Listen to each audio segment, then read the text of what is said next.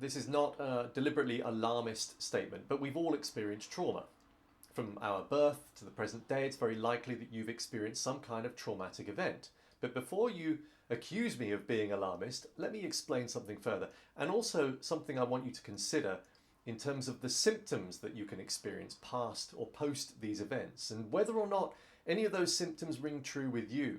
Are you still being affected by some kind of past event? So when we talk in terms of trauma in the therapeutic world, we often distinguish between big T trauma and little t trauma. So big T trauma, of course, are the more obvious ones. They're the ones that we always associate with the word trauma. The likes of sexual violence, the sudden loss of a significant other, some kind of life-threatening injury, perhaps experience of war. And when we know of somebody that's gone through any one of those, or if we ourselves have gone through those, we're immediately empathetic.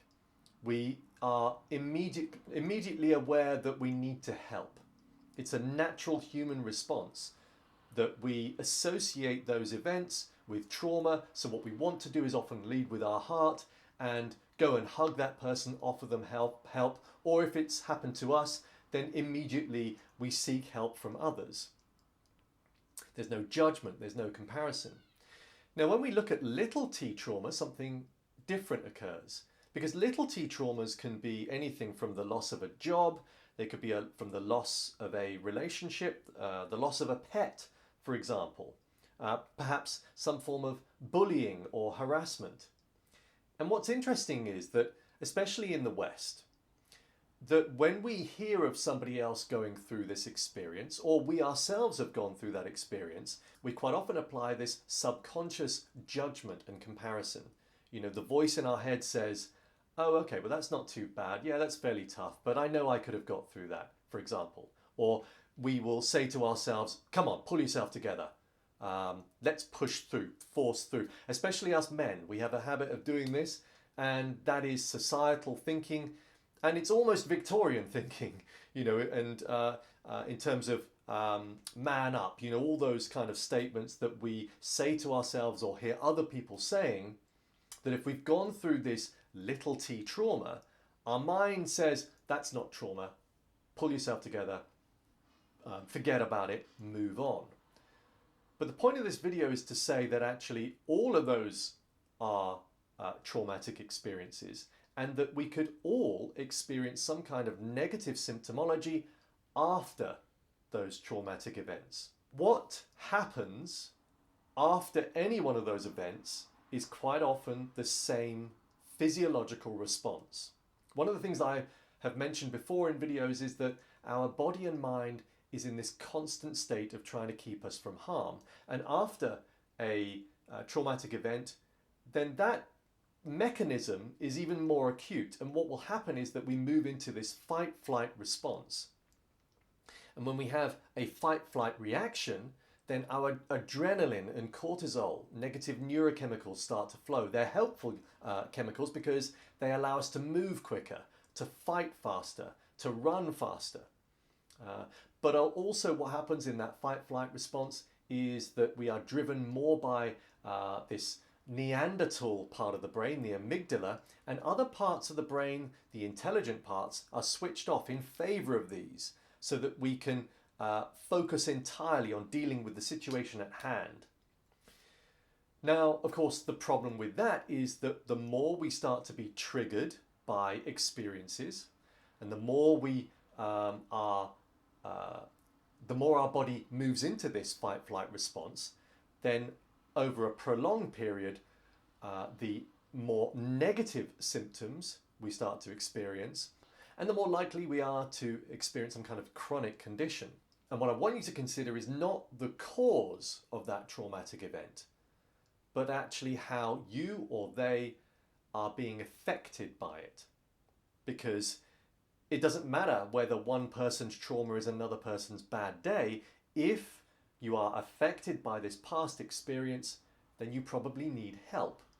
So as I said, we all have quite often these natural mechanisms that occur after these experiences, after these events, that allow us to heal.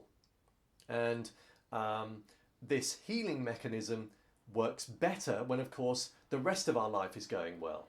You know, if our anxiety levels are fairly low, if the amount of stress we're experiencing is fairly low, if we're eating the right foods, etc., etc., if we're exercising, then those natural healing mechanisms will kick in and eventually we'll be able to handle that past experience.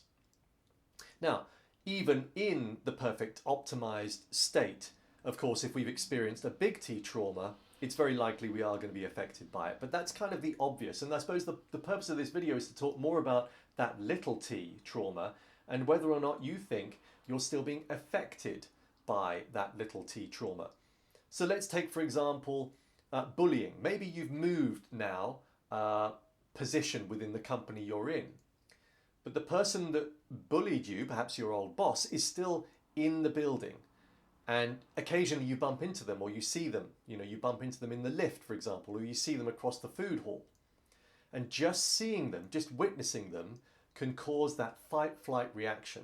You know that rationally you're no longer affected by them because you don't have to work with them, but your body and mind don't know that. They associate that image with a past traumatic event. And so what your body and mind does in that given situation, when you see them across the room or in the lift, is they kickstart that fight-flight reaction, which is when you start sweating. You feel the adrenaline rush. You realize, and it feels like your brain is getting more and more stupid and you want to be able to react appropriately, but you can't. Now, again, if this keeps happening, then that's what leads to chronic conditions. Maybe you start noticing sleep problems. Maybe you start to feel more anxious. Maybe you experience panic attacks, and that's something I've definitely experienced and had to deal with, and I've covered that in other videos. Maybe I'll do that again, actually, of how to deal with those kind of experiences. But you can see, therefore, that not only is it likely that most people have experienced some level of trauma, but also how a lot of people could still be affected by it, you know, almost psychologically linked to that past experience that we can't move on. And the trick, therefore, to how you deal with this problem is to work on your mind. You need to learn how to calm the mind. You need to learn how to switch on the inner pharmacy of positive neurochemicals. You need to learn how to rewire the mind, reframe the mind, and also how to create a new existence, a new way of interacting with the world in the right way, in the right proper fashion. This is where the Transcend Your Trauma program comes in, the 4-week online program that I've created along with an organization called Flow Code.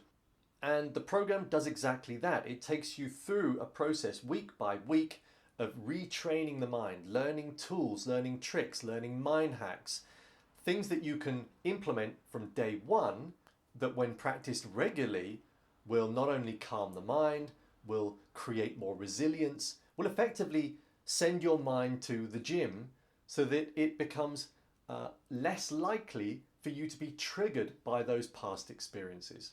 So I'm going to drop a link below, and if you're interested, just sign up. There is no starting date anymore. You just sign up and you go through the program. And if at the end of the program you need more help or guidance or just want to talk things through, I'll be there. And actually, throughout the program, quite often I will pop in with a live webinar occasionally as well.